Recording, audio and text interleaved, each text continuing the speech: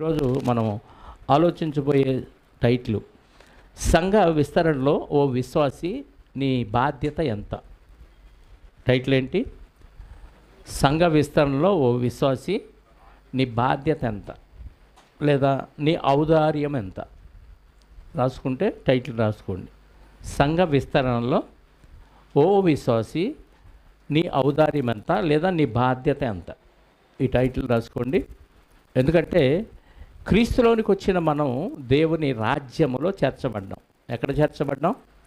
దేవుని రాజ్యం. ఈ రాజ్యమే రేపు యేసుక్రీస్తు వారు రెండవ రాకడలో వచ్చినప్పుడు పరలోకానికి తీసుకువెళ్తాడు.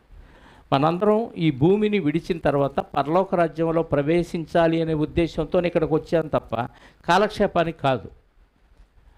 మిగతా వాళ్ళు ఆరాధించినట్టు ఏదో దేవుణ్ణి ముఖస్థుతి చేసి, అంటే లోపల ఒకటి పెట్టుకొని బయటికి పొగిడే వాళ్ళని ముఖస్థుతి అంటారు.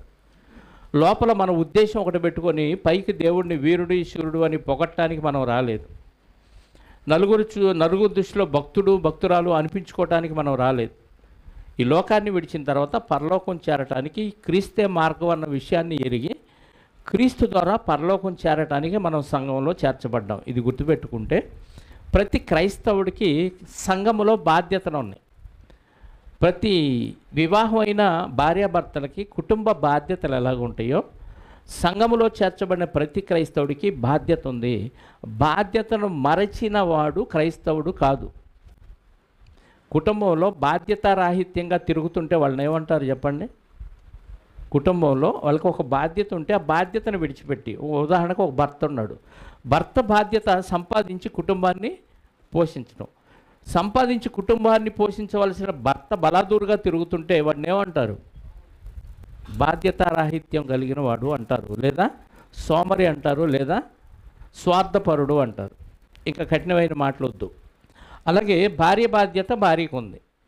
ఇంటిని చక్కబెట్టవలసిన భార్య, పిల్లల్ని చూసుకోవాల్సిన భార్య, కుటుంబాన్ని పక్కన పెట్టి అలా బజార్లో తిరుగుతూ ఉందనుకోండి, ఆమెనేమంటారు? బాధ్యతారాహిత్యం కలిగిన స్త్రీ అంటారు. అలాగే సంఘములో చేర్చబడిన మనందరం జీవము కలిగిన దేవుని సంఘములో ఉన్నాం. ఇది జీవం కలిగింది. ఈ జీవం పరలోకం దాకా వస్తుంది. కాబట్టి ఈ జీవము కలిగిన దేవుని సంఘములో ప్రతి ఒక్కరికి బాధ్యతలు ఉన్నాయి. ఏమున్నాయి? బాధ్యతలు ఉన్నాయి.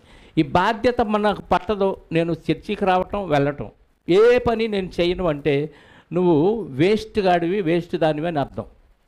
ఎవరివి? ఇంట్లో వస్తువులు కొన్ని ఉపయోగపడే ఉంటాయి, కొన్ని ఉపయోగపడని ఉంటాయి. ఉపయోగపడని వస్తువు కూడా ఒకరోజు ఉపయోగపడింది. కానీ సంఘములో ఉపయోగపడలేదంటే మనల్ని ఏమనాలంటే వేస్ట్ గాళ్ళు అనాలి కదా. అలా మనం ఉండకుండా మనం బాధ్యత కలిగిన క్రైస్తవులుగా మన బాధ్యత ఏంటి అనే విషయాల్లో ఒక బాధ్యతని ఈరోజు మనం ఆలోచిద్దాం. ఏంటి ఆ బాధ్యత అంటే, నువ్వు సంపాదించే సంపాదన దేనికి ఉపయోగిస్తున్నావు? ప్రతి ఒక్కరూ సంపాదిస్తాం. వృద్ధులైతే పెన్షన్ ద్వారా సంపాదిస్తారు, యవనస్తులైతే పని చేయటం ద్వారా సంపాదిస్తారు. ఎలాగైనా సంపాదన జరుగుతుంది. ఈ సంపాదనలో సంఘానికి ఎంత ఉపయోగపడుతుంది? పాత నిబంధనలు అయితే ఖచ్చితంగా దశమ భాగాలు పెట్టాడు దేవుడు కదా. ఈరోజు దశమ భాగం కంటే తక్కువగా సంఘానికి ఉపయోగిస్తున్న వారు ఉన్నారు. అసలు దశమ భాగం కాదు, 1% కూడా సంఘానికి వాడని వాళ్ళు ఉన్నారు. సంఘానికి అనగానే సంఘంలో కాపరికి ఇచ్చే ధనం కాదు, సంఘములో పరిచర్యకి ఇచ్చే ధనం కాదు. ఇవి కాకుండా సంఘమునికి మరొక బాధ్యతను ఇచ్చాడు దేవుడు. అదే దాతృత్వం కలిగి ఉండటం, లేదా ఔదార్యం కలిగి ఉండటం, లేదా దయ కలిగి ఉండటం. ఈ మూడింటికి ఒకటే పదం. ఇంగ్లీష్లో జనరస్ అంటారు, లేదా జనరస్లీ అంటారు, లేదా జనరసిటీ అంటారు. ఇది ప్రతి క్రైస్తవుడు కలిగి ఉండాలి. అసలు క్రైస్తవుడు అంటేనే చాలా ఔదార్యం కలిగిన వాడుగా ఉండాలి. అంటే ఒక వ్యక్తి మన కళ్ళ ముందు, మన సంఘ సభ్యులే ఇబ్బందుల్లో ఉన్నప్పుడు ఖచ్చితంగా మనసు స్పందించాలి. మనం ఉన్న దాంట్లో సహాయం చేయటం అది పెద్ద గొప్పేం కాదు, ఎవరైనా చేస్తారు. కానీ ఈరోజు మనం ఆలోచించబోయే విషయంలో ఉన్నదానిలో సహాయం చేయటం కంటే గొప్ప విషయాన్ని మనం ఆలోచించబోతున్నాం. అందులో ముఖ్యంగా మనం మన సంఘములో ఉన్న పేదలైన వారికి మనం సహాయం చేయాలి. మందిరానికి చేసేది వేరు, కాపరికి ఇచ్చేది వేరు, పరిచర్యకి ఇచ్చేది వేరు. ఇవి కాదు, వీటి గురించి నేను మాట్లాడట్లేదు. కేవలం మన సంఘంలో ఉన్న అల్పులైన వారు, మనకంటే దిగువ స్థాయిలో ఉన్నవారు, లేదా ఇబ్బందుల్లో ఉన్నవారికి ఖచ్చితంగా క్రైస్తవుడు సహాయం చేయాలి. ఈ విషయంలో దాదాపుగా ఎవరూ చేయట్లేదనే చెప్పవచ్చు. ఎందుకంటే చందా వేసాం కాబట్టి అమ్మయ్య నా బాధ్యత అయిపోయింది, వారానికి ఇదిగో అబ్బో టాప్కి ఇచ్చాను దేవుడికి అనుకుంటున్నారు. నువ్వు సంపాదించిందంతా అక్కడ వేసిందంతా పోల్చుకుంటే చాలా తక్కువ.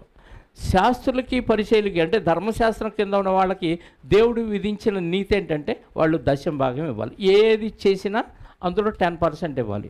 కూర వండుకుంటున్నారు అనుకో, ఆ కూరలో పుదీనా వేస్తే పుదీనాలో 10% పక్కన పెట్టాలి. జీలకర్ర వేస్తే జీలకర్రలో 10% పక్కన పెట్టాలి. బియ్యం వేస్తే బియ్యంలో 10% పక్కన పెట్టాలి. అంటే నువ్వేది తిన్నా ఏది వాడుకున్నా 10% ఎక్కడ తీయాలి? దేవునికి తీసి యాజకులకు ఇచ్చేయాలి. ఆ యాజకుడు ఏం చేస్తాడనేది పక్కన పెడదాం. ఇప్పుడు క్రైస్తవులుగా మన బాధ్యత ఏంటో తెలుసా? ఒకసారి మత్తయి సువార్త 5వ అధ్యాయము 20వ వచనం చూడండి. మత్తయి సువార్త 5వ అధ్యాయము 20వ వచనం. శాస్త్రులు పరిచయులు అనేవాళ్ళు ధర్మశాస్త్రానికి సంబంధించిన వారు. వాళ్ళ నీతి ఎంతవరకు అంటే 10% కదా, 10% తీసి ఇతరులకు సాయం చేయొచ్చు. ఇప్పుడు శాస్త్రుల నీతి కంటేనో పరిచయుల నీతి కంటేనో మీ నీతి అంటే యేసుక్రీస్తును వెంబడించిన శిష్యులకు చెప్తున్నాడు ఈ మాట. మీ నీతి అధికము కాని ఎడల మీరు పరలోక రాజ్యములో, అమ్మో ఎంత బ్రేక్ ఇచ్చాడు, పరలోక రాజ్యంలో ప్రవేశించమా? దేని నీతి కంటే? శాస్త్రుల నీతి కంటే పరిచయుల నీతి కంటే. ఇప్పుడు ఆలోచించండి, నువ్వు బాప్తీసం పొందిన దగ్గర నుంచి నీ నీతి 10% అన్నా ఇస్తున్నావా దేవునికి? చెప్పండి. 100 రూపాయలు సంపాదిస్తే రోజుకి 10 రూపాయలు దేవునికి. ఎవరైనా పక్కా తీస్తున్నారు చెప్పండి, ఒకళ్ళు చేయొద్దండి. 10% పక్కగా తీసిన వాళ్ళు దేవుని పనికి, నీ సంపాదన ఈరోజు ఎంత, దానిలో 10% తీసి దేవుని పనికి ఇచ్చిన వాళ్ళు ఎవరైనా ఉన్నారా? పక్కన పెట్టి దేవుని కార్యక్రమాలకు ఉపయోగించిన వాళ్ళు ఎవరైనా ఉన్నారా? ఎవ్వరు లేరు. అంటే శాస్త్రుల నీతి కూడా లేదు నీ దగ్గర. ప్రవేశించరంటున్నాడు. శాస్త్రుల నీతి పరిచయుల నీతి నువ్వు 10% తీసినా పరలోకం లేదు. దాని కంటే ఎక్కువ తీయాలంటే 10 కంటే ఎక్కువ తీయాలా, ఇంకా తగ్గించాలా? ఇప్పుడు పరలోకం ఎలా ఇస్తాడండి? శాస్త్రులు పరిచయుల నీతి కూడా నీ దగ్గర లేదా? క్రైస్తవుడిగా క్రైస్తవురాలుగా ఎలా ఇస్తాడు పరలోకం? ఏదో ఆశతో ఎదురు చూస్తున్నావు, నాకు పరలోకం ఇస్తాడు, నేను చనిపోగానే దేవదూతలు వస్తారని సంబరపడిపోతున్నావు. రారు. శాస్త్రుల నీతి పరిచయుల నీతి దశమ భాగంతో ఆగిపోయింది. దాన్ని మించి ఉండాలంట క్రైస్తవుల నీతి. దశమ భాగం కూడా ఇవ్వకపోతే అది మనకు కాదండి, యూదుల కండని ఈజీగా పక్కగా నెట్టేస్తున్నావు దాన్ని. అది కూడా ఇవ్వకపోతే దాన్ని మించి చేయాలంటున్నాడు దేవుడు. చేయట్లా. ఎలా ఇస్తాడు పరలోకం? మందిరానికి వచ్చి వెళ్తే ఇస్తాడా? అప్పుడప్పుడు ఏదో టంగం అనే సందా వేస్తే ఇస్తాడా? ఇలాంటి కార్యక్రమాలు వచ్చినప్పుడు ఏదో కొద్దిగా ఉడతా భక్తిగా సాయం చేస్తే ఇస్తాడా? ఇవ్వడు.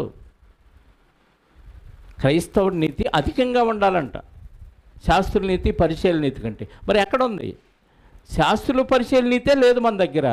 లేనప్పుడు ఖచ్చితంగా పరలోక రాజ్యంలో ప్రవేశించరు అని ఖచ్చితంగా మీతో చెప్పుచున్నాను అంటున్నాడు. కావాలా వద్దా పరలోక రాజ్యం? కావాలి. కావాలంటే ఎంత ఖర్చు పెట్టాలి? దేవుని పనులకు పక్కన పెట్టండి. ఎదుటి వాళ్ళు ఇబ్బందుల్లో ఉన్నప్పుడు కూడా ఖర్చు పెట్టకపోతే మనకు పరలోకం రాదు. ఇది పెట్టుబడి. లోకంలో వ్యాపారంలో పెట్టుబడి పెడితే అది కొంచెం లాభాలు రావచ్చు, లేదా ఎక్కువ లాభాలు కూడా రావచ్చు. కానీ ₹1 ₹100 లాభం ఏ వ్యాపారంలో రాదు. ₹1 పెట్టుబడితే ₹100 లాభం ఏ వ్యాపారంలో రాదు భూమి మీద. అలాంటిది పరలోకం చేరటానికి నువ్వు ₹1 ఖర్చు పెడితే ₹100 అయిద్దంట అక్కడ. అర్థమవుతుందా? ఇప్పుడు దశమ భాగం ఖర్చు పెడితే చెప్పండి ఎక్కువైంది.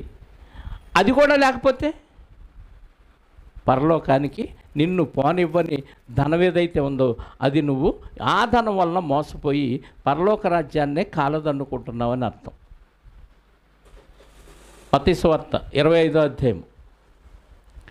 యేసుక్రీస్తు వారు రెండవ రాకడలో సింహాసనం మీద కూర్చున్నప్పుడు గొర్రెల్ని మేకల్ని సమకూర్చి, గొర్రెలంటే విశ్వాసులు, మేకలంటే అవిశ్వాసులు.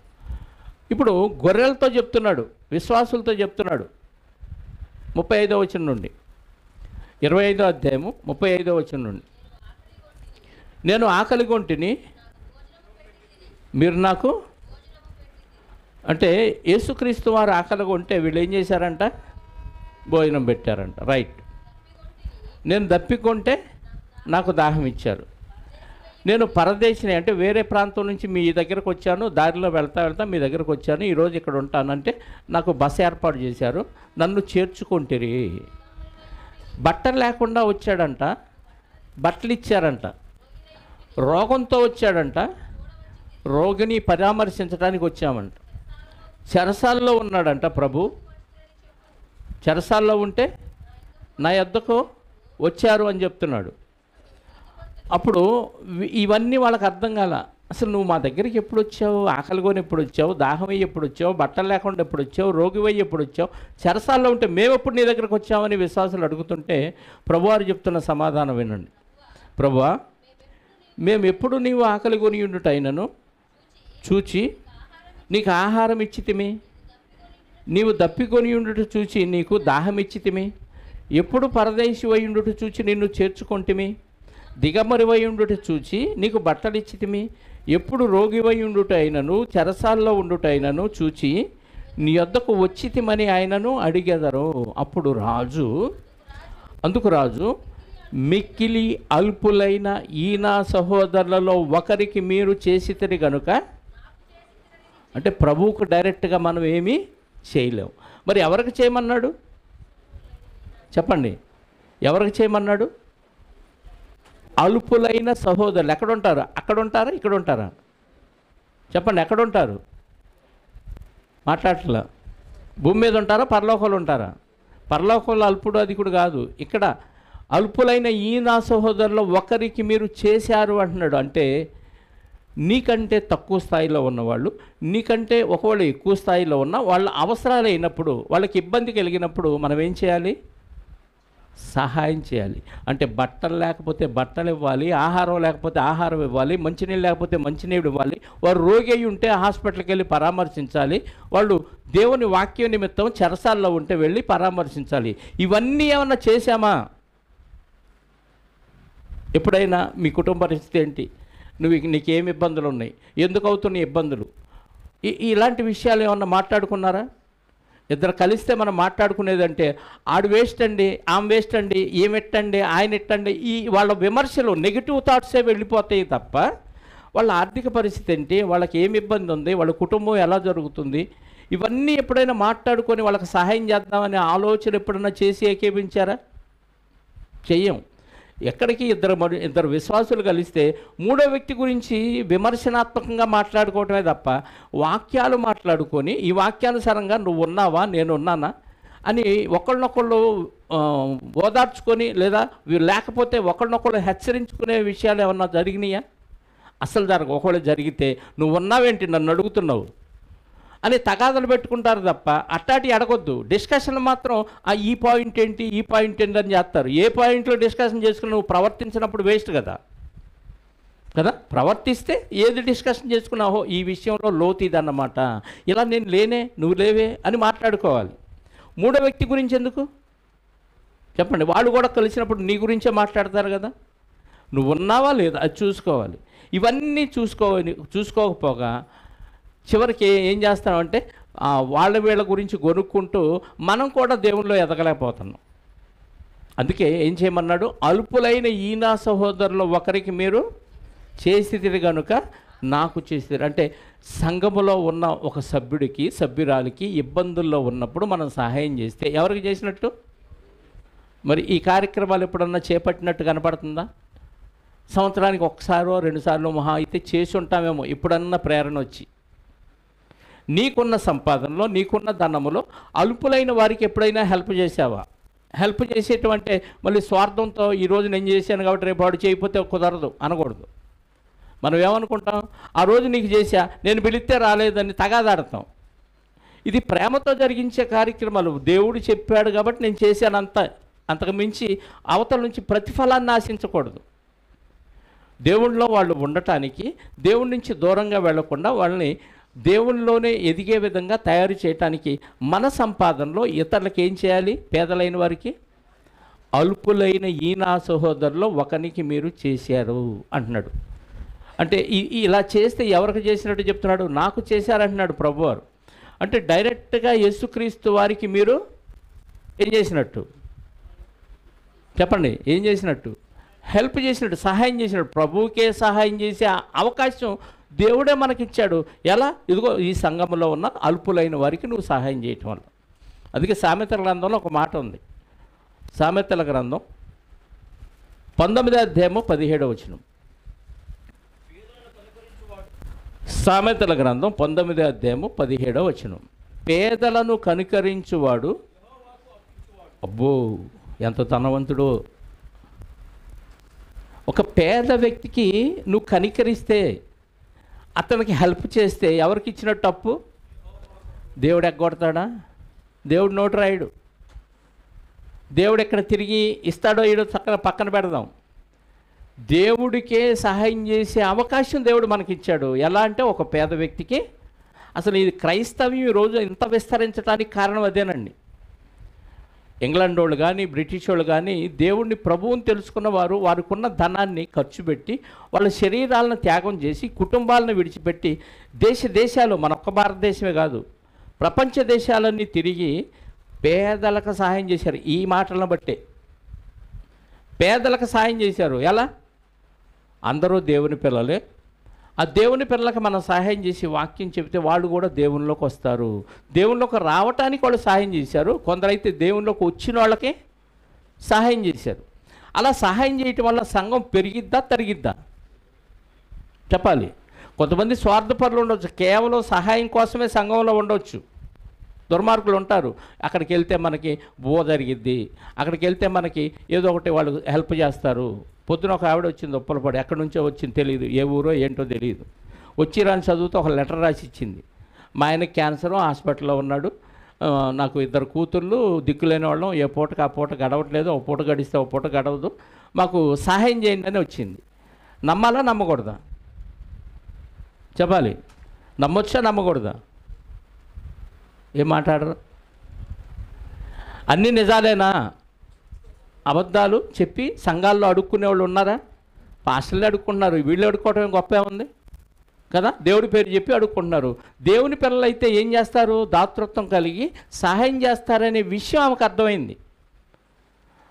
ఇలా రాకూడదమ్మా, మీ పాస్టర్ గారు ఉన్నారు, మీ సంఘం ఏదైతే ఉందో ఆ సంఘానికి వెళ్ళి పాస్టర్ గారి చేత లెటర్ రాయించుకొని ఆయన ఫోన్ నెంబర్ తీసుకొని రమ్మని చెప్పా. అలానే విడిచిపెట్టలే, ఎంతో కొంత ఆమెకు సహాయం చేసి పంపించాం. ఇలా దేవుని సంఘములో సహాయం చేస్తారనే ఉద్దేశంతో వచ్చేవాళ్ళు ఉంటారు. ఎవరు వచ్చినా ఏం చేసినా మన ఫలం ఎక్కడికి పోదు, మన ఫలం ఎక్కడికి పోదు. కాబట్టి మనం పేదవాళ్ళు ఎవరు దొరుకుతారా, ఎవరికి హెల్ప్ చేయాలా, ఎవరికి హెల్ప్ చేసే అవకాశం నాకు దొరుకుతుందని ఎదురు చూడాలి. ఎదురు చూడకపోగా అవకాశం మన దగ్గరకు వచ్చినా ఇది నా వల్ల కాదు, వాళ్ళకి అప్పచెబుదాం అని ఎవరికోళ్ళకి గెంటేసే పరిస్థితిలోనే ఉంటున్నాం తప్ప మనం ఎవరికి హెల్ప్ చేసే పరిస్థితి లేదు. దానికి కారణం ఏమని వెతుక్కుంటాం? మనం ఏం సాకు చెప్పుకుంటామంటే, అబ్బా నా డబ్బులు నా కుటుంబానికే సరిపోవట్లేదు, నేనే అప్పుల్లో ఉన్నాను, వాళ్ళకి ఏం సహాయం చేయగలను అనే ఆలోచనతో మనం ఉంటున్నాం. నువ్వు అలాంటి ఆలోచనతో ఉన్నంతకాలం నువ్వు ఎదుగు బతుకు ఏముండదు, నీ బతుకు అట్లాగే ఉంటుంది. పరలోక రాజ్యం నిషేధం. అర్థమైందా? దేవుని విషయంలో నువ్వు అన్నీ బాగుంటే సహాయం చేయమనలా దేవుడు. నీ పరిస్థితి చక్కబడినాక సహాయం చేయమనలా. నీ పరిస్థితి భయంకరంగా ఉన్నా, నీకు అసలు ఏమీ లేకపోయినా నీ మనస్సు ఇచ్చే విషయంలో ముందుండాలి దేవుడికి. అలా ఉంటేనే నిన్ను దేవుడు దీవిస్తాడు, అలా ఉంటేనే దేవుడు ఆశీర్వదిస్తాడు. పాత నిబంధనలో ఒక సందర్భాన్ని చూద్దాం. రాజుల మొదటి గ్రంథం 17వ అధ్యాయము. రాజుల మొదటి గ్రంథం 17వ అధ్యాయము 8వ వచనం నుండి చూద్దాం. రాజుల మొదటి గ్రంథం 17వ అధ్యాయము 8వ వచనం నుండి. అంతటా యెహోవా వాక్కు అతనికి ప్రత్యక్షమై ఇలాగూ సెలవిచ్చాను, నీవు సీదోను పట్టణ సంబంధమైన సారేపతు అను ఊరికి పోయి అచ్చట ఉండుము, నిన్ను పోషించుటకు అచ్చట ఉన్న ఒక విధవరాలికి నేను సెలవిచ్చి తిని. ఏలియా గారికి దేవుని వాక్కు ప్రత్యక్షమై చెప్పాడు. ఆల్రెడీ ఒక ప్రాంతానికి పంపించాడు, ఆ ప్రాంతంలో కాకులతో పోషించాడు, అక్కడ వాగునీరు అయిపోయింది. అక్కడ నుంచి మళ్ళీ మారుస్తున్నాడు, మకాం మారుస్తున్నాడు. కరువు 3.5 సంవత్సరాలు భయంకరమైన కరువు వచ్చింది. ఆ కరువులో దేవుడు పక్షుల ద్వారా, కాకుల ద్వారా ప్రవక్తను పోషించాడు. అది అయిపోయింది, వాగులో నీళ్లు అయిపోయినాయి. మళ్ళీ వాగులో నీళ్లు రప్పించవచ్చుగా దేవుడు అని క్వశ్చన్ చేయకండి. దేవుడు ప్రవక్తలకు కూడా పరీక్ష పెడతాడు. ఆ పరీక్ష ఇప్పుడు సారేపత్ అనే ఊరిలో ఉన్న ఒక విధవరాల దగ్గరికి వెళ్ళు. ఎక్కడికి పంపించాడు? సారేపత్ అనే ఊరిలో ఉన్న ఒక విధవరాలు. పోనీ ధనవంతురాలా? కాదు. ఎంత దరిద్రాలో చూద్దాం. అక్కడికి వెళ్ళు, ఆమెకు నేను సెలవిచ్చాను, నిన్ను పోషించిద్దని చెప్పాడు. మనం ఏమనుకుంటాం?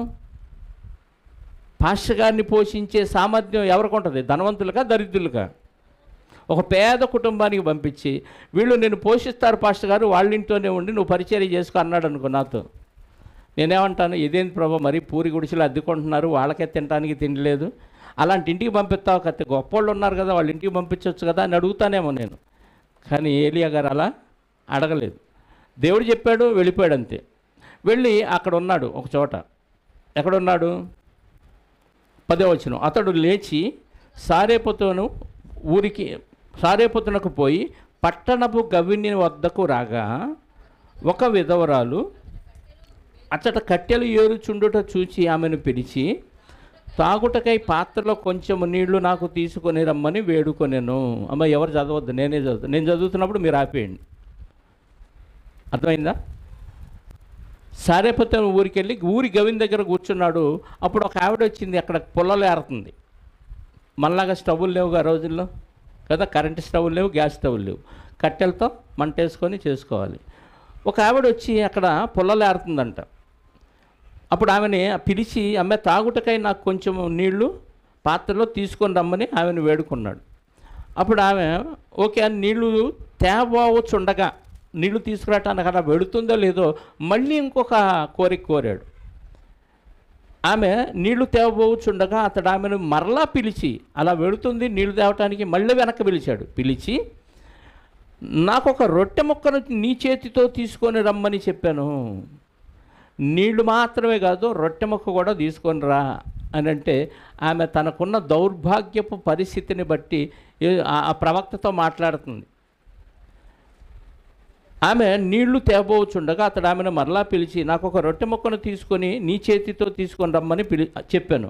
అందుకు ఆమె, నీ దేవుడైన యెహోవా జీవముతోడు తొట్టెలో పట్టెడు పిండియు బుడ్డిలో కొంచెము నూనెయు నా యొద్ద ఉన్నవే గాని అప్పం ఒకటైనను లేదు. అప్పం అంటే రొట్టె లేదు. మేము చావకముందు, మేము అంటుందంటే ఏమితో పాటు ఇంకెవరో ఉన్నారు. మేము చావక ముందు నేను ఇంటికి పోయి వాటిని నా బిడ్డకును సిద్ధము చేసి కొనవలనని కొన్ని పుల్లలు ఏరుటకై వచ్చి తిని. ఏం చెప్పింది? తొట్టెలో కొంచెం పట్టాడు అంటే చేత్తో ఇలా పడితే ఎంత పిండి ఉంటుందో పట్టాడు అంటారు. ఇలా పడితే చేత్తో ఎంత పిండి అయితే వచ్చిందో అంత పిండి ఉంది. బుట్టిలో కొంచెం నూనె ఉంది, బాటిల్లో కొంచెం నూనె ఉంది. ఈ రెండు మాత్రమే ఉన్నాయి. ఈ రెండిటితో నేను నా కుమారుడు, అంటే వాళ్ళిద్దరే ఉన్నారు, భర్త లేడు. విధవరాలంటే అర్థం భర్త చనిపోయాడు అని అర్థం. నేను నా కుమారుడు రొట్టె చేసుకొని తిని, ఇంకా కరువు కాలం, ఇంకా మిగిలింది ఆ పిండి ఆ నూనె. అప్పటిదాకా తొట్టిలో చాలా పిండి ఉంది, ఆ పిండితో అలా గడుస్తూ వచ్చింది. చివరికి మిగిలింది పట్టెడు పిండి, కొంచెం నూనె మిగిలింది. ఇది లాస్టిక.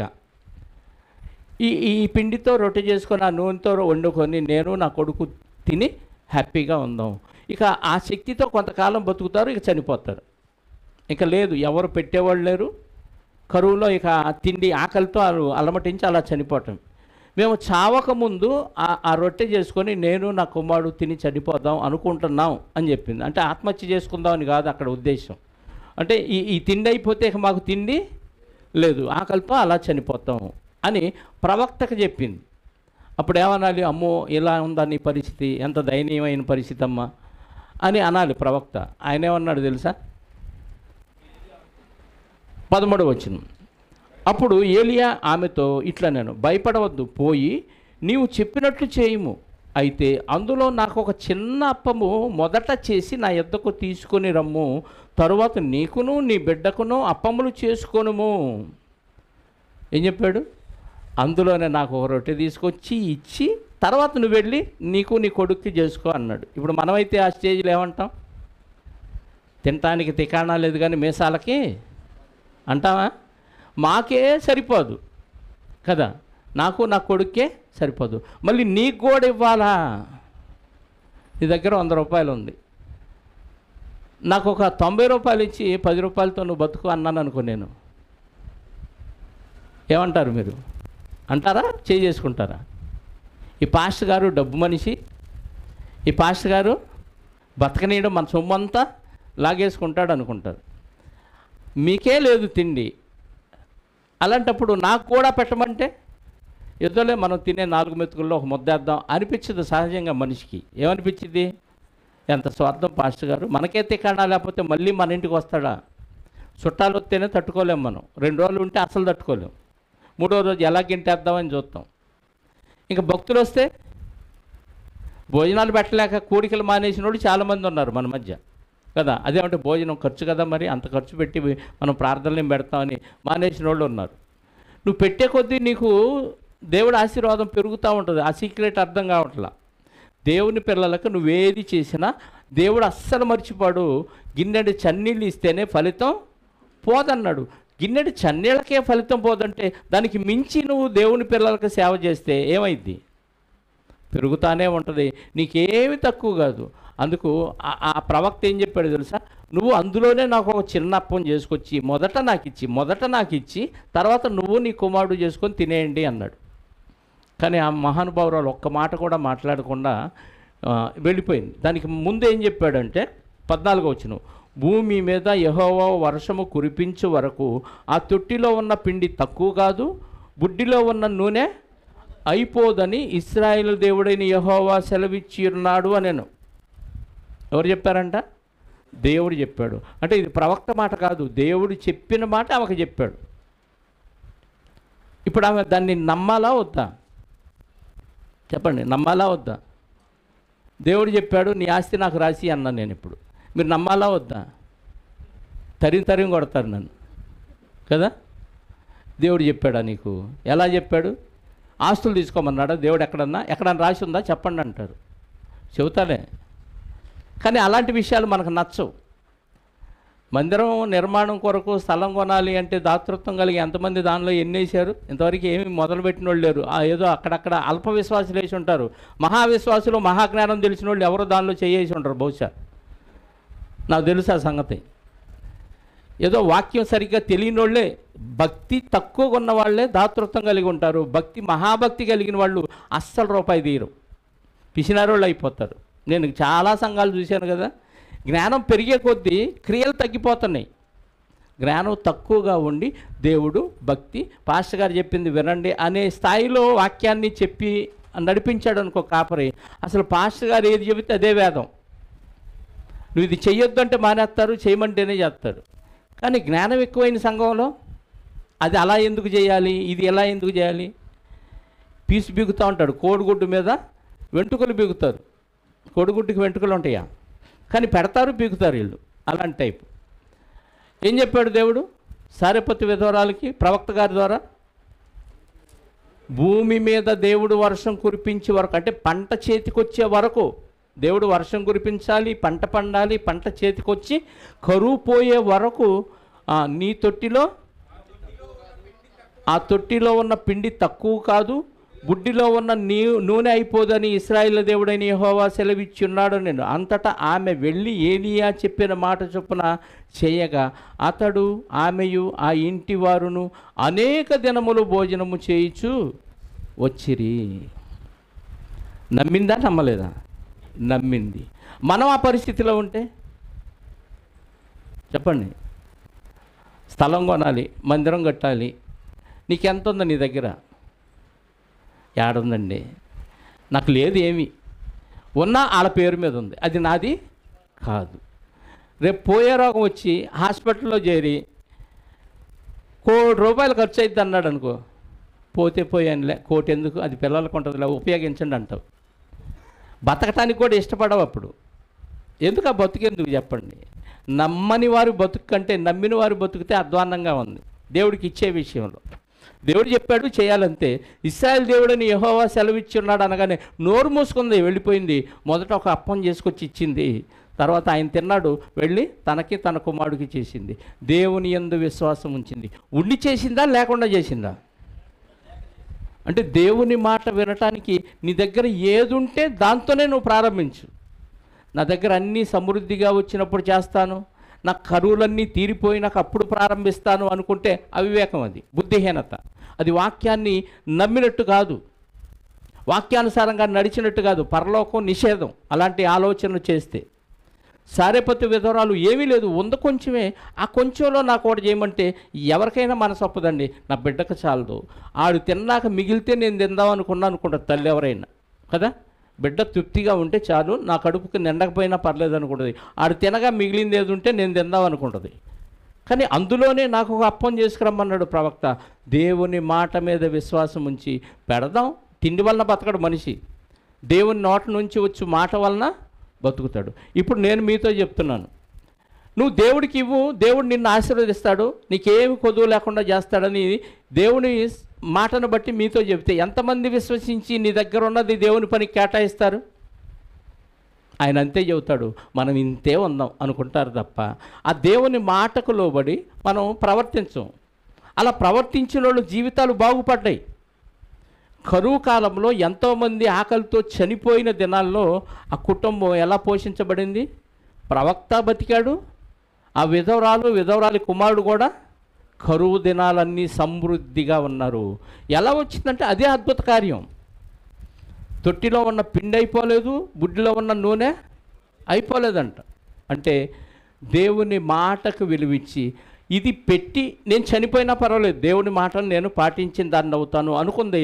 ప్రవక్త చెప్పాడు, దేవుని మాటను బట్టి చెప్పాడు కాబట్టి నేను పాటించాలని మొట్టమొదట ఒక అప్పం చేసి తీసుకెళ్ళి ఆయనకి ఇచ్చింది.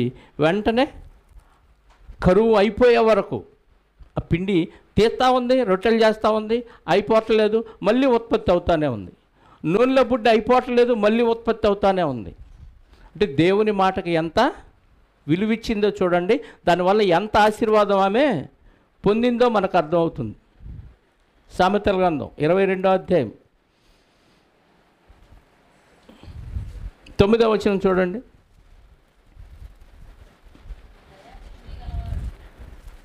సామెతల గ్రంథం 22వ అధ్యాయం 9వ వచనం. దయాదృష్టి గలవాడు తన ఆహారములో కొంత ఇప్పుడు సారేపతులోని విధవరాలు ఎలాంటి దృష్టి కలిగినామే చెప్పండి? తన ఆహారములో కొంత దరిద్రునికి ఇచ్చెను. ఈయన దరిద్రుడు ఎవరు? వచ్చిన ప్రవక్త. ఏమీ లేని స్థితిలో రిక్తహస్తాలతో దేవుడు పంపించాడు, ఆమె నిన్ను పోషించిదని దేవుడు చెబితే దేవుని మాటకు విలువిచ్చి దేవుని మాటను నమ్మి ఆమె దగ్గరకు వచ్చాడు. ఇదేంది తండ్రి, గొప్పోళ్ళింటికి పంపించవచ్చు కదా, పోయి ఆ పూటకు కూడా తిండి లేని ఒక విధవరాలింటికి పంపించేవిందని అనగలేదు ఏలియా గారు. దేవుడు చెప్పాడంటే నెరవేరిద్ది. ఆయనకున్న విశ్వాసం, ఆయన మాటను బట్టి దేవుడు చెప్పాడు కాబట్టి ఖచ్చితంగా నెరవేరిద్దని నమ్మింది. ఏం జరిగిద్దో ముందే చెప్పాడు. నీ తొట్టిలో పిండి అయిపోదు, బుడ్డిలో ఉన్న నూనె తరిగిపోదు చెప్పాడు. ఆ మాట మీద నమ్మింది. ఉన్నదానిలో ప్రవక్తకి రొట్టె చేసి తెచ్చింది. అందుకే ఏమన్నాడు? బీదలను దయాదృష్టి గలవారు తన ఆహారంలో కొంత దరిద్రులకు ఇచ్చును.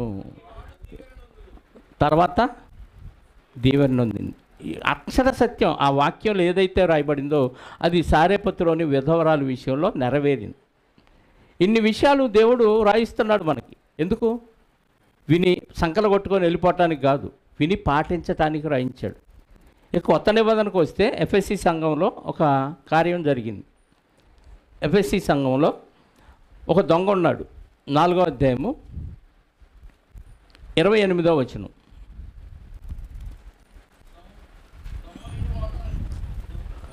ఎఫ్ఎస్సి పత్రిక 4వ అధ్యాయము 28వ వచనం.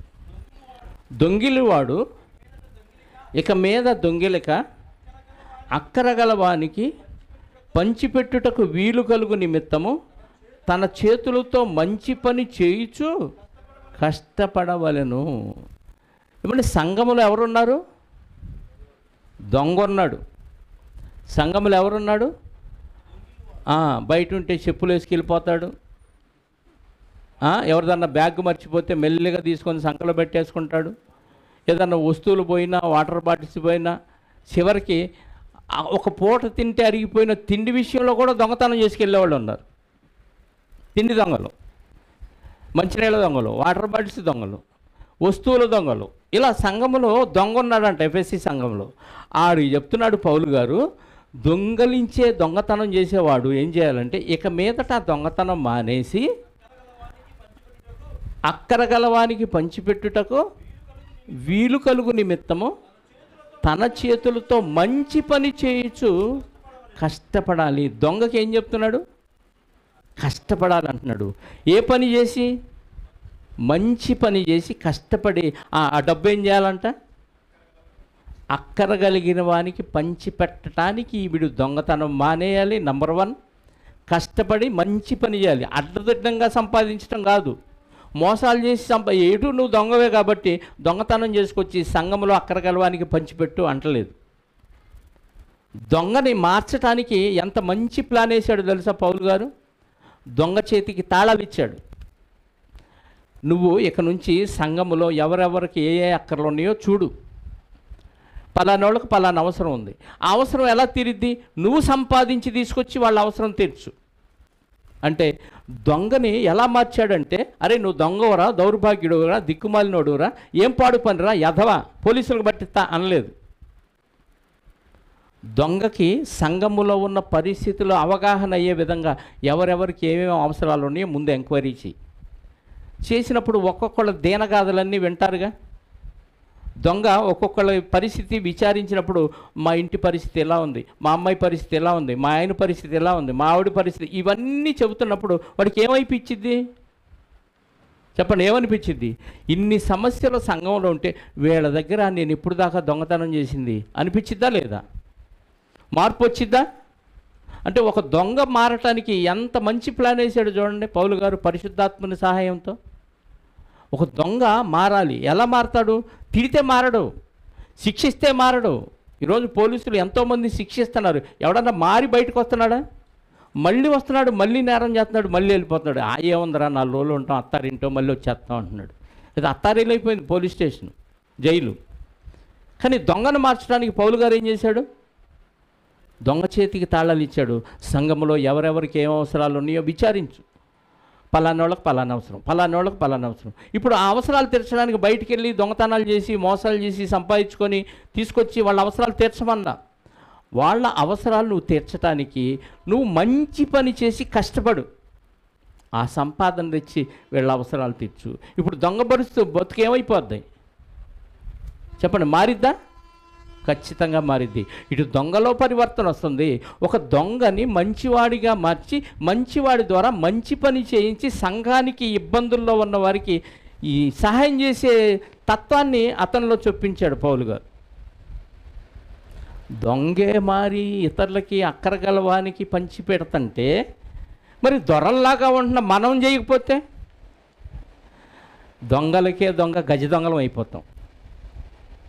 దొంగ మారి సంఘములో ఎవరెవరికి ఏం అవసరం ఉందో అవన్నీ విచారించి వాళ్ళ అవసరాలు తీర్చడానికి మంచి పని కష్టపడి చేసి సంపాదించి వాళ్ళ అవసరాలు తీరుస్తుంటే దొరల్లాగా కనపడుతున్న మనం ఎవరి అవసరత తీర్చలేకపోతుంటే మన పరిస్థితి ఎలా ఉంది చెప్పండి?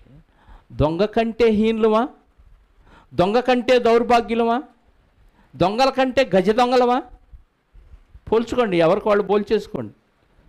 దొంగని మార్చడానికి పౌలు గారు ఎంత మంచి మాటనే అక్కడ చెప్పాడు చూడండి. అంటే దాతృత్వపు లక్షణం అతనిలో పెంపొందించడానికి, అతనిలో ప్రారంభించడానికి పౌలు గారు సంఘ పరిస్థితులు అవగాహన అయ్యే విధంగా అతన్ని పంపించాడు సంఘంలోకి. సంఘంలో వాళ్ళ కష్టాన్ని నేను ఇంతకాలం ఇలా దోచుకున్నానా, వాళ్ళు కష్టపడి సంపాదించిన వస్తువుల్ని నేను ఈరోజు దోచుకొని ఎంజాయ్ చేశానా అనే ఫీలింగ్ పోయింది. ఇప్పుడు ఇంతకాలం నేను చేసిన ఈ దౌర్భాగ్య పరిస్థితికి సిగ్గుపడి ఇప్పుడు వాళ్ళకి హెల్ప్ చేసే విధంగా వ్యక్తి మారిపోయాడు. అర్థమవుతుందా? అంటే సంఘం అంటే ఒకరికొకరు ఇబ్బందుల్లో ఉన్న వారికి సహాయం చేసుకునే విధానంలో ఉండాలి. ప్రార్థన చేయటం, పాటలు పాడటం, సంఘానికి రావటం, వెళ్ళిపోవటం, కానుకేయటం ఇది పెద్ద భక్తి ఏం కాదు. దీన్ని మించి ఉండాలి. లోకానికి వేరుగా ఉండాలి సంఘం. లోకంలో అవతలోడు పెడితే మనం పెడతాం, అవతలోడు పెట్టకపోతే మనం పెట్టాం, అవతలోడు కలిసి ఉంటే మనం కలిసి ఉంటాం, అవతలోడు చిరాకు పడితే చేదరించుకుంటే వాళ్ళ మొహం అలా పెట్టింది, నేను ఇంకా ఇంటికే వెళ్ళను, ఆ మొహమే చూడను, ఆమెతో మాట్లాడను అనుకుంటాం మనం. కానీ క్రైస్తవ్యంలో అది పూర్తిగా విరుద్ధం. అవతలాడు మనల్ని ప్రేమించినా ద్వేషించినా ఎలా ఉన్నా మనం ప్రేమిస్తూనే ఉండాలి. వాళ్ళ అవసరాలు ఏంటో తీర్చుతూనే ఉండాలి. అలా ప్రేమను చూపించి సంఘంలో నిలబెట్టవచ్చు మనం. కానీ ఈ విషయంలో మనం అందరం దాదాపుగా ఫెయిలే. ద్వేషించేవారిని ద్వేషిస్తాం, ప్రేమించేవారిని ప్రేమించినట్టు నటిస్తాం, అది కూడా పూర్తిగా ప్రేమించం. అందుకే సామెతల గ్రంథంలో మరొక మాట చూద్దాం. 11వ అధ్యాయము 25వ వచనం.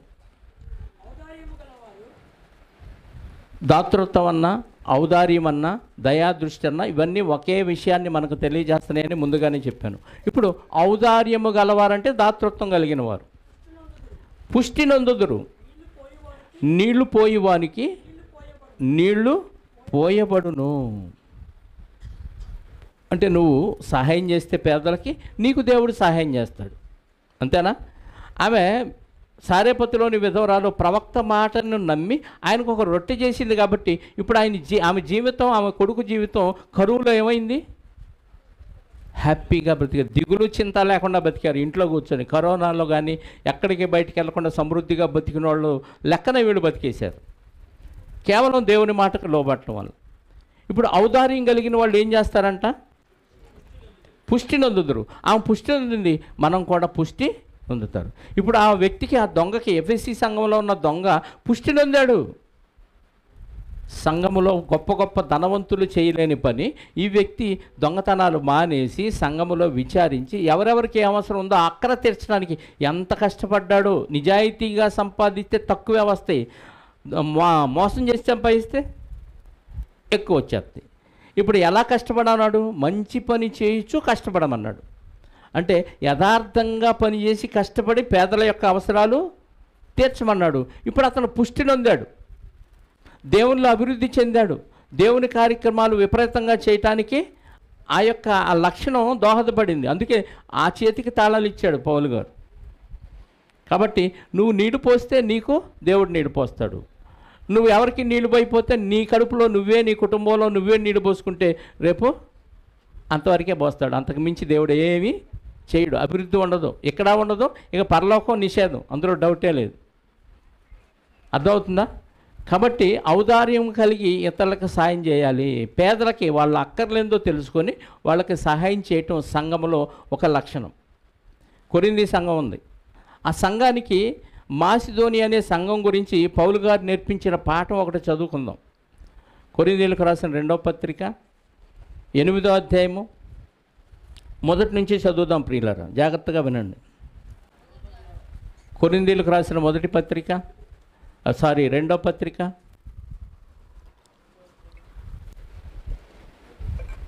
8వ అధ్యాయము మొదటి నుంచి. సహోదరులారా, మాసిదోనియా సంఘమునకు అనుగ్రహింపబడిన దేవుని కృపను గూర్చి ఎవరికి చెప్తున్నాడు? కొరింథీ సంఘానికి పౌలు గారు చెప్తున్నాడు. ఏ సంఘం గురించి? మాసిదోనియా అంటే వేరే సంఘం గురించి పౌలు గారు ఎవరికి చెప్తున్నాడు? మాసిదోనియా సంఘము గురించి చెప్తున్నాడా, మాసిదోనియా సంఘముల గురించి చెప్తున్నాడా? అంటే మాసిదోనియాలో ఒక సంఘం లేదు, చాలా సంఘాలు ఉన్నాయి. ఎన్ని సంఘాలు ఉన్నాయో తెలియదు, కానీ మాసిదోనియాలో చాలా సంఘాలు ఉన్నాయి. అన్ని సంఘాల వాళ్ళు ఒక కృప విషయంలో డెవలప్ అయ్యారంట. అర్థమైందా? మాసిదోనియా ఉన్న సంఘాల వాళ్ళు అన్ని విషయాల్లో ఒక విషయంలో బాగా అభివృద్ధి చెందారు అని చెప్తున్నాడు. ఎవరికి చెప్తున్నాడు? కొరింథీ సంఘానికి చెప్తున్నాడు పౌలు గారు. ఏంటి ఆ కృప? ఎలాగనగా వారు బహు శ్రమల వలన పరీక్షింపబడగా అత్యధికముగా సంతోషించిరి. చాలండి. వాళ్ళు ఎప్పుడు సంతోషపడ్డారంట? శ్రమల వలన పరీక్షించాడు దేవుడు. మనకే శ్రమలు వస్తున్నాయి, సంతోషిస్తామా కుంగిపోతామా? చెప్పండి. దేవుడు నాకు ఎన్ని కష్టాలు పెట్టాడో, ఎప్పుడు తీసేస్తాడో దేవుడు, తీసేయి దేవా అంటావు, మొత్తాన్ని తీసేస్తాడు. శ్రమలను తీసేయమంటాం. ఆ మాసిదోనియా సంఘస్థులంట శ్రమల వలన దేవుడు పరీక్షిస్తే వాళ్ళు అమ్మయ్య మాకు శ్రమలు వచ్చినాయి, దేవుడు పరీక్షిస్తున్నాడని అత్యధికంగా సంతోషించారంట. అంటే శ్రమలు వచ్చినప్పుడు నువ్వు సంతోషించాలంటే దేవుని మీద ఎంత విశ్వాసం ఉండాలి? లోకాన్ని చూసి వాళ్ళు బాగుంటున్నారు, దేవుణ్ణి నమ్మకపోయినా బాగుంటున్నారు, వాళ్ళు ఎప్పుడు నాశనం అవుతారో అనుకోకుండా, వాళ్ళని చూసి నువ్వు మోసపోకుండా అమ్మయ్య దేవుళ్ళో నేను ఉంటున్నాను కాబట్టి నాకు శ్రమలు వచ్చినాయి, దేవా నీకు స్తోత్రం, శ్రమలు వచ్చినాయి అంటే నన్ను ఇంకా హెచ్చిస్తావు అని ఆలోచన కలిగి సంతోషించారు మాసిదోనియా సంఘస్థులు. మనం ఎలా ఉన్నాం? శ్రమలు వచ్చినప్పుడు కుంగిపోతున్నామా, సంతోషిస్తున్నామా? కుంగిపోతున్నాం. అంటే మాసిదోనియా సంఘమునికి ఇచ్చిన కృప మన విషయంలో లేదు, మనమే తిరస్కరించాము ఆ కృపని. ఇంకా ఏం చేస్తున్నారంట వాళ్ళు? మరియు వారు నిరుపేదలైనను వారి దాతృత్వం బహుగా. పేదలా నిరుపేదలా? పేదలంటే ఏమంటే ఇక్కడ ఉన్న వాళ్ళు పేదలు ఎవరున్నారు? పేదలు. ఈరోజు పనికి వెళ్ళలేదు, ఇల్లు జరిగిద్దా జరగదా? చెప్పాలి. అలాంటి వాళ్ళు ఎవరున్నారా? ఎవ్వరు లేదు కదా. ఈరోజు పనికి వెళ్ళకపోతే నా ఇల్లు జరగదండి, ఇంట్లో పిల్లలు మా ఆవిడ అంతా పొస్తే నీళ్ళు తాగి బతకటమే అనేవాళ్ళు ఎవరన్నారా? లేరు. నిరుపేదలంటే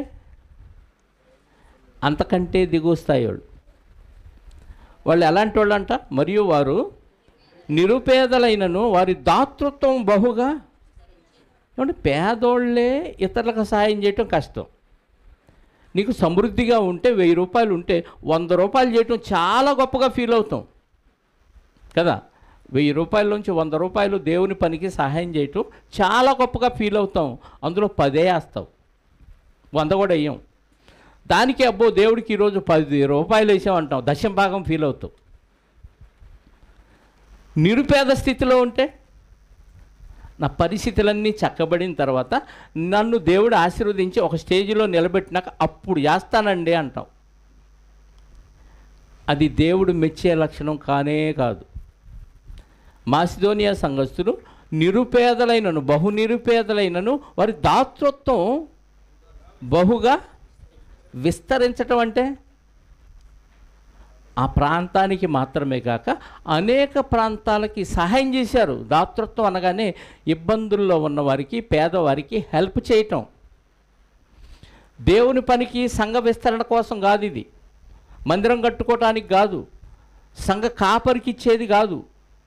ఇది కేవలం సంఘములో ఉన్న పేదలైన వారికి చేసే హెల్ప్. ఇందాక మత్తయి సువార్తలో చదివాం కదా, అల్పులైన ఈ నా సహోదరులో ఒకరికి మీరు చేసితిరి. అలాంటి వారికి సహాయం చేసే విషయంలో వీళ్ళు ధనవంతులా దరిద్రులా? చెప్పాలి. మాసిదోనియా సంఘస్థులు ధనవంతులా దరిద్రులా? మనకంటే దరిద్రులా? ఒప్పుకోవాలి, మనకంటే దరిద్రులేనా? మరి దరిద్రుల దాతృత్వం విస్తరించిందంట. అంటే ఆ ప్రాంతానికి మాత్రమే కాక అనేక ప్రాంతాలకు ఏం జరిగింది? విస్తరించి. ఎలా సాధ్యం? ఉంటే సహాయం చేస్తాం, అది కామను. నిరుపేదలు సహాయం చేయటం ఏంటి? నీకే తికాణా లేదు, మరొకటి ఇబ్బందుల్లో ఉంటే సహాయం ఎలా చేయగలవు అంటే సారేపతులోని విధవరాలు ఎలా చేసిందో ఆ మనసు రావాలి మనకి. ఎఫెసీ సంఘంలో దొంగతనాలు చేస్తూ జల్సా చేస్తున్న వ్యక్తికి మారు మనసునిచ్చి సంఘములో ఉన్న పరిస్థితులన్నీ అవగాహన కల్పించే విధంగా దొంగ చేతికి తాళాలు ఇస్తే అతని పరిస్థితి ఎలా మారిపోయిందో ఆ స్టేజ్ రావాలి మనకి. కష్టపడి పనిచేసి సంపాదన ఇతరులకి ఇబ్బందుల్లో ఉన్నవారికి సహాయం చేసే మనసు రావాలి, అప్పుడు అభివృద్ధి చెందుతాం. వాళ్ళు సంఘ క్షేమం విస్తరించిందంట, క్షేమాభివృద్ధి చెందిందంట. ఎలా సాధ్యం? మనం ఆ స్టేజ్లో ఉంటే చేస్తామా? మనకెవ్వడు సహాయం చేయట్లేదని ఇతరుల మీద ఆడిపోసుకుంటాం. మమ్మల్ని ఎవరు పట్టించుకోవట్లేదు, మమ్మల్ని ఎవరు ఆదరించట్లేదు, మాకెవరో సహాయం చేయట్లేదు. నువ్వు దేవునికి ఏం చేసావు? దేవుని పని ఏం చేసావు చెప్పండి. ఆ ప్రశ్న వేసుకునేటప్పుడు నేనేం చేశాను దేవుడికి, సంఘానికి నా నా శరీరంతో ఎంత పరిచర్య చేశాను, ఏం జరిగింది, సంఘంలో ఎవరిని ఆదరించానని క్వశ్చన్ చేసుకొని అప్పుడు నాకెవరు చేయట్లేదని క్వశ్చన్ మనం వేయాలి. ఈ విషయాల్లో ఏం పట్టించుకో, నాకు ఇవ్వాలి అంతే, నేను ఇవ్వను. ఇది దౌర్భాగ్యపు లక్షణం, ఇది స్వార్థపూరితమైన లక్షణం. ఈ లక్షణం ఉంటే పరలోక రాజ్యంలో ప్రవేశం నిషేధం. మాసిదోనియా సంఘం వారు నిరుపేదలైనను వారు దాతృత్వాన్ని విస్తరింపజేశాడంట. ఒక పక్క శ్రమల్లో సంతోషిస్తూ, ఒక పక్క ఆర్థిక సమస్య, ఈ సమస్యల్లో కూడా ఇతరులకు సహాయం చేసి ఆ సహాయం ఆ మాసిదోనియా వరకు కాకుండా పరిధులు దాటి విస్తరించిందంటే ఎంత గొప్ప పరిచర్య చేశారు చూడండి. సంఘం డెవలప్ అయిద్దా అవదా చెప్పండి. పలాని మాసిదోనియా సంఘం వాళ్ళకి ఏమి లేదు, ఉన్నదానిలోనే ఇతరులకు హెల్ప్ చేస్తారా అనే పేరు వస్తే హెల్ప్ కోసం చెయ్యి చేస్తారు వాళ్ళ దగ్గరికి వెళ్ళి. వాళ్ళు మాకు లేదే అని అనుకోకుండా ఉన్న దాంట్లోనే ఇతరులకి సహాయం చేసే మనసు ఆ మాసిదోనియా సంఘానికి ఉందని కొరింథీ సంఘానికి బుద్ధి చెప్తున్నాడు పౌలు గారు. ఈరోజు మాసిదోనియా సంఘాన్ని చూసి మనకు కూడా బుద్ధి చెబుతున్నాడు అదే పౌలు గారు దేవుని వాక్యంతో. మనం ఎవరికి ఎంత హెల్ప్ చేసాం, మా ఇంటికి వస్తే ఏమిస్తాం, మీ ఇంటికి వస్తే ఏమిస్తాం, మా ఇంటికి వస్తే ఏమి తెస్తావనే ఆలోచన తప్ప మనం ఇద్దాం పేదలకు సాయం చేద్దాం అనే ఆలోచన రాదు. వచ్చినా ఎక్కడ ఆగిపోతామంటే నేనే దరిద్రుడిని, నాకే లేదు, నేనేం చేయగలను అని ఆగిపోతున్నావు. అంటే నువ్వు చేసే కొద్దీ విస్తరిస్తావు. నీళ్లు పోయేవానికి నువ్వు పోయిపోతే నా ఇంట్లోనే గ్లాసుడు నీళ్ళు ఉన్నాయి, నేనేమి ఇవ్వగలనంటే ఆ గ్లాసుల్లోనే అరగలసు చేయి. అప్పుడు దేవుడు శారేపతిలోని విధవరాలు కొండలో ఎట్లాగైతే పిండి అయిపోలేదో, బుడ్డిలో నూనె ఎలా అయిపోలేదో అభివృద్ధి వస్తానే ఉంటుంది. ఎలా వచ్చిందంటే నువ్వు అనుభవించి చూడు, అర్థమైంది. నేను అనుభవించాను, నాకు అర్థమైంది. నాకున్న దానిలోనే ఇతరులకు సాయం చేశాను. దేవుడు నాకు కొదువు లేకుండా కాపాడుతున్నాడు. మా ఇంట్లో వాళ్ళందరూ గవర్నమెంట్ ఎంప్లాయీస్, టీచర్స్. వాళ్ళు బ్రతకలేని విధానంలో నేను బతికాను, చెయ్యి చాచకుండా. దీనికి కారణం కేవలం దాతృత్వం. నేను షాపులో పనిచేసినంతకాలం సహోదరులు ఎవరో ఒకళ్ళు వస్తారు, వాళ్ళ భోజనం ఖర్చు, వాళ్ళ టిఫిన్ ఖర్చు, వాళ్ళ టీలు ఖర్చు నేనే పెట్టుకుంటా. ఏమీ లేకపోతే నేను తీసుకెళ్ళిన బాక్సులో సగం వాళ్ళకు పెట్టి నేను తింటా కొంచెం, లేదా నేను మానేసి కూడా వాళ్ళకి బాక్సులో ఆహారం పెట్టి వాక్యం చెప్పిన రోజులు ఉన్నాయి. నేను మానేస్తాను అవసరం అయితే. ఉదయం నుంచి సాయంత్రం వరకు, రాత్రి 10-11 వరకు కూడా అలా వాక్యం చెబుతూనే ఏమీ తినకుండా మానేసిన రోజులు ఉన్నాయి. ఈ మధ్యలో వాళ్ళకి టిఫిన్లు, టీలు, కాఫీలు, భోజనాలు ఏర్పాటు చేసి వాక్యం చెప్పిన రోజులు ఉన్నాయి. నాకు లేకపోతే ఎలా అనుకోలేదు, కానీ నీరసం రాలేదు, శక్తి తగ్గలేదు, సమస్య ఏమీ లేదు, హ్యాపీగా బతికేశాను. ఆ దాతృత్వపు మనసు ఉంది కాబట్టి ఎక్కడా దేవుడు కొదువు లేకుండా నన్ను దీవిస్తూనే వచ్చాడు. ఆశీర్వాదాన్ని అనుభవిస్తూనే ఉన్నాను. నేను ఎప్పటికీ ఇతరులకు సహాయం చేయాలనే మనసు రావాలి. నేను అన్నీ సెట్ అయిన తర్వాత చేద్దామనే మనసు ఉంటే అది లోకస్తులు కూడా చేసేది అదే. క్రైస్తవులు చేసే ఎక్స్ట్రాలు ఏమీ లేవు.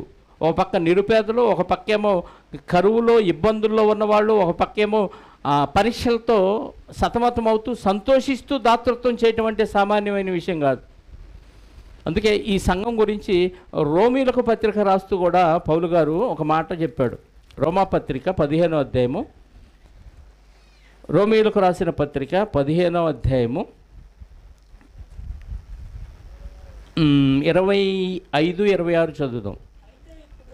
అయితే ఇప్పుడు పరిశుద్ధుల కొరకు పరిచర్య చేయొచ్చు. అంటే పౌలు గారు పరిశుద్ధుల కొరకు పరిచర్య చేయడానికి యెరూషలేముకి వెళ్తున్నాడంట. ఏలయనగా యెరూషలేములో ఉన్న పరిశుద్ధులలో బేదలైన వారి నిమిత్తము మాసిదోనియా వారును అకయ వారును కొంత సొమ్ము సందావేయ ఇష్టపడిరి. అవును, వారి ఇష్టపడి దాన్ని చేసిరి, వారి వీరికి రుణస్థులు. చాలండి. ఎక్కడున్న పేదలైన పరిశుద్ధులకి, యెరూషలేములో ఉన్న పేదలైన పరిశుద్ధుల అక్కర కోసం ఎవరు సాయం చేసి పంపిస్తున్నారు పౌలు గారితో? మాసిదోనియా వారు, అకయా సంఘం వారు ఇష్టపడి, వాళ్ళు మనస్ఫూర్తిగా పౌలు గారు ఏంది మరి వీళ్ళకి చేయరు అని అడగలేదు. వాళ్ళు ఇష్టపడి చందా పోగు చేసి పౌలు గారితో యెరూషలేములో ఉన్న పరిశుద్ధులైన పేదలైన పరిశుద్ధుల అక్కర్ల కోసం చందా పంపిస్తున్నారంటే ఏంటంటే వాళ్ళ దాతృత్వం? ఏంటి వాళ్ళ దాతృత్వం? ఏమి పొందుకుందాం అనుకున్నారు? మనం ఇక్కడ సహాయం చేస్తే, ఇతర ఇబ్బందుల్లో ఉన్న వారికి హెల్ప్ చేస్తే దేవుడికి ప్రభువుకు చేసినట్టే. మత్తయి సువార్తలో చదివాం కదా, అల్పులైన ఈ నా సహోదరుల్లో ఒకరికి మీరు చేసింది కనుక నాకు చేసినట్లే అన్నాడు. అంటే వాళ్ళు ఎలా ఫీల్ అయ్యారు ఇచ్చే విషయంలో? ఆ దరిద్రాలకు ఇవ్వాల్సి వస్తుంది, ఆ దరిద్రుడికి ఇవ్వాల్సి వస్తుంది అనుకోలేదు. వాళ్ళల్లో ఎవరిని చూశారు? ప్రభువును చూశారు. ఎదుట ఉన్న వ్యక్తిని చూడబాకండి, వాళ్ళలో ఉన్న చెడ్డ గుణాలను చూడకూడదు. వాళ్ళల్లో ప్రభువును చూడగలిగినప్పుడే నేను ప్రభువుకు సాయం చేస్తున్నాననే ఆలోచన మనకు వచ్చింది. అలాంటి ఆలోచన ఉన్నప్పుడే నువ్వు దాతృత్వంతో సహాయం చేసే మనసు వచ్చింది. అలా చేస్తూ ఉండు, నీకు కొదువు లేకుండా దేవుడు ఇస్తూనే ఉంటాడు. ఆ స్టేజ్లోకి ఇంతవరకు దాదాపు ఎవరు వెళ్ళలేకపోతున్నారు. కారణం ఏంటంటే మనుష్య రీతిగా మనం ఆలోచిస్తున్నాం. మట్టి మెదడులో నుంచి వచ్చిన ఆలోచనలో లోకాన్ని చూసి ఆలోచన చేస్తున్నామే తప్ప దేవుని మనస్సుతో పరిశుద్ధాత్ముని సహాయముతో మనం దేవుడు చెప్పాడు నేను చేయాలి, దేవుడు నా సంగతి ఆయన చూసుకుంటాడు. మత్తయి సువార్తలో ఏం చెప్పాడు?